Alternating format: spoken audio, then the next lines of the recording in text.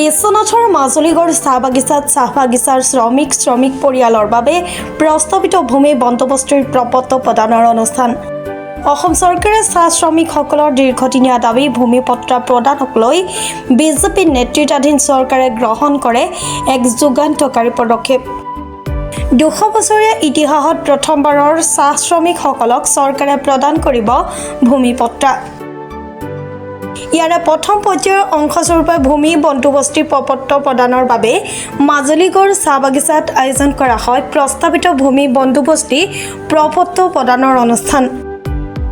বিশ্বনাথ ৰাজচক্ৰৰ বিষয়ববীয়া তথা পঞ্চায়তৰ প্ৰতিনিধিৰ লগতে গাঁও প্ৰধানসকলৰ উপস্থিতিত অনুষ্ঠিত হোৱা সভাত চাহ বাগিচাখনৰ চাহ শ্ৰমিক পৰিয়ালৰ মাজত প্ৰদান কৰা হয় প্ৰস্তাৱিত ভূমি বন্দোবস্তিৰ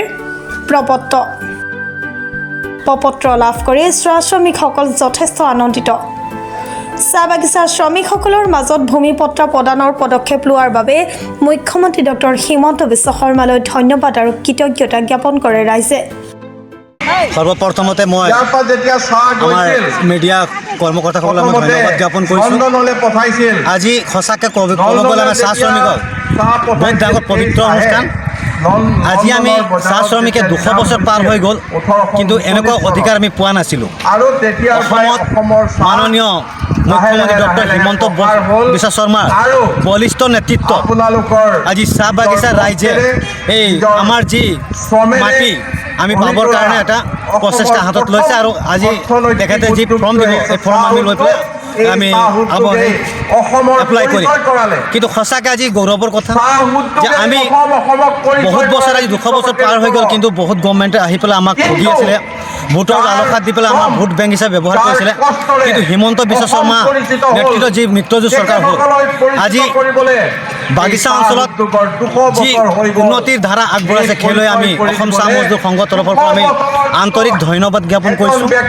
আজি ক'ব গ'লে আজি আগতে আমাক যি ইলেকশ্যনৰ সময়ত আমি বেলেগ চৰকাৰ বেলেগ আমি ভোট বেংক হিচাপে ব্যৱহাৰ কৰি আছিলে।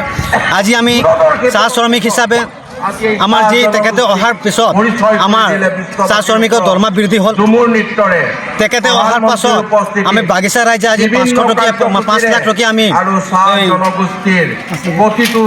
আয়ুষ্মান কাৰ্ড আমি পাবলৈ সক্ষম হ'লোঁ। আজি আমি চাউল বিনা পইচাত পাই আছোঁ। আজি আমি দালি চেনি এইকেইটা পাই আছোঁ।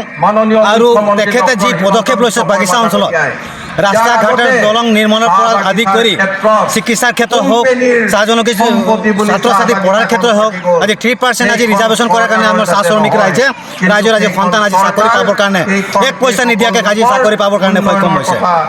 আজি আমাৰ চাহ শ্ৰমিক ৰাইজৰ কাৰণে তেখেতে আমাক যি সহায় কৰিছে, আজি বিনামূলীয়া পাঠদান, যি নেকি আমি 250 টকা দৰমহাত আমি আমাৰ নিজৰ সন্তানক আমি পঢ়াব নোৱাৰোঁ, আজি তেখেতে আহি পেলাই বিনামূলীয়া কৰিলে, কিতাপ পত্ৰ যোগান ধৰিলে, মধ্যাহ্নৰ ভোজনৰ ব্যৱস্থা কৰিলে। সেইলৈ আমি অসম চৰকাৰক মাননীয় ডক্টৰ হিমন্ত বিশ্ব শৰ্মা চৰকাৰক আমি ধন্যবাদ জ্ঞাপন কৰিছোঁ।